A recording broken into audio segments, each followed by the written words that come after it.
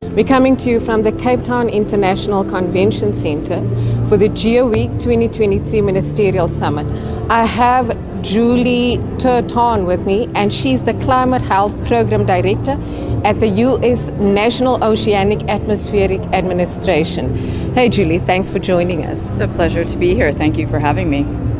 Now, your work mainly focuses on climate change and health. How are these two linked?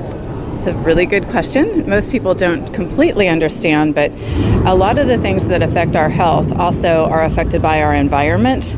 And with a changing climate, you have changes in moisture and precipitation, and that changes ecosystems. It changes heat, it changes water, and all of those things affect our health through increased changes in extreme heat, increased heat, changes in air quality, changes in vector-borne disease risk because the habitat's changing. It changes the risk of drought and wildfire and other things too that all affect our health either directly or indirectly. Yeah. Now, how at risk would Africa be and the people on the African continent based on what you just said? How, what would they be? At risk. The risk. Yes. Well, so the risk has a lot to do with your ability to be resilient.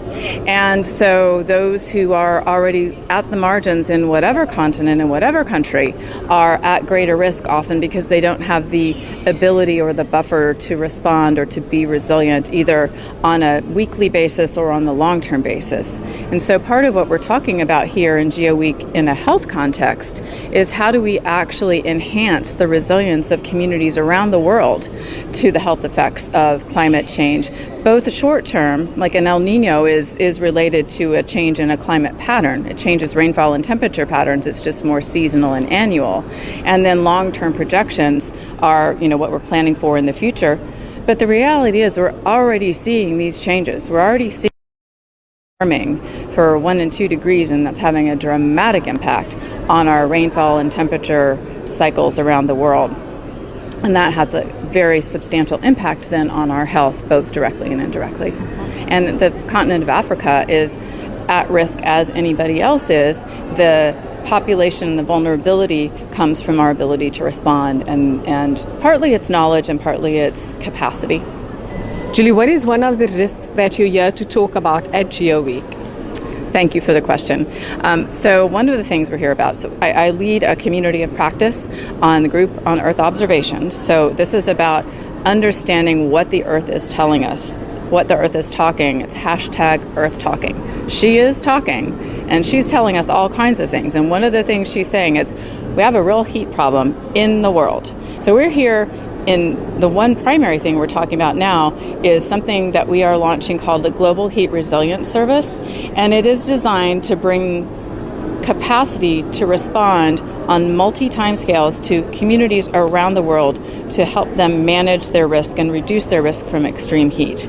And it's about seasonal predictions. It's about actually engaging communities, helping people understand their own risk, giving citizens and individuals the ability to go map their own heat risk and then do something about it. So this Global Heat Resilience Service is one of the primary focus areas for GEO, which is the group on Earth observations, in the coming few years. And there's a similar incubator project on ecosystems as well. So that's why we're here mostly, and that's the main health component for this week.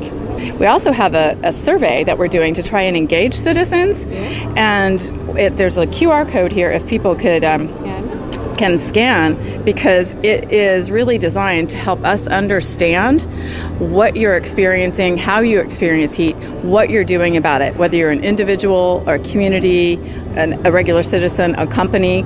And we're looking to use this to help us shape the initiative and also to find people who are interested in helping support it. Individuals, companies, organizations. So we are building this now, and we are doing it so that we can help protect people and the planet from extreme heat. And that's the goal.